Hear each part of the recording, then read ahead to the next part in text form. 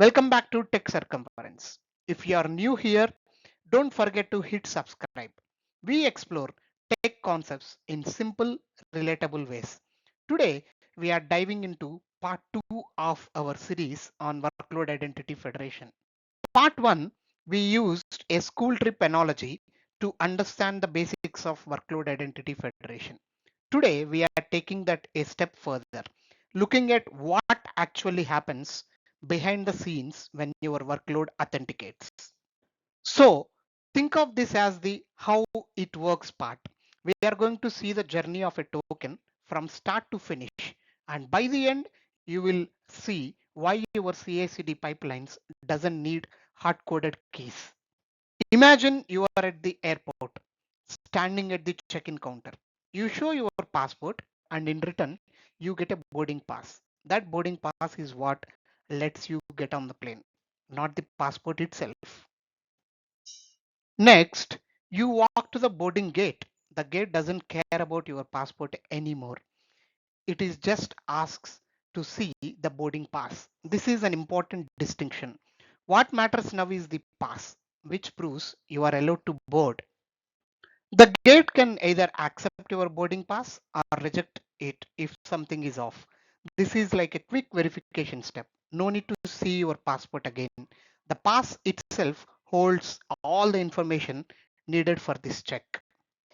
Look closely at the boarding pass. It tells you your seat, your zone, maybe even priority status. These details are like claims. They define exactly what you are allowed to do on the plane. Now, let us translate this analogy to Workload Identity Federation.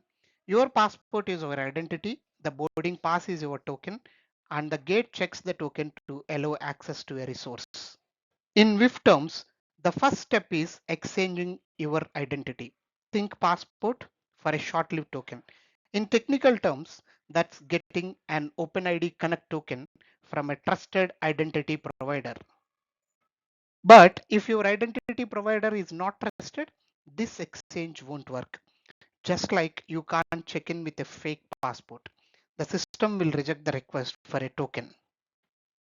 Once you have the OADC token, you swap it for a security token from the service. This is like taking your boarding pass and getting a plane specific pass that works for that airline only. In AWS terms, that's an STS token. Finally, the STS token allows you to assume the actual permission you need. That's the IAM token. Think of this as stepping onto the plane and being allowed to sit in your assigned seat. The token carries all your access rights. So what did we understand? First, no secrets cross the wire, only signed short-lived tokens. Trust is set up once upfront. Runtime checks just validate the token.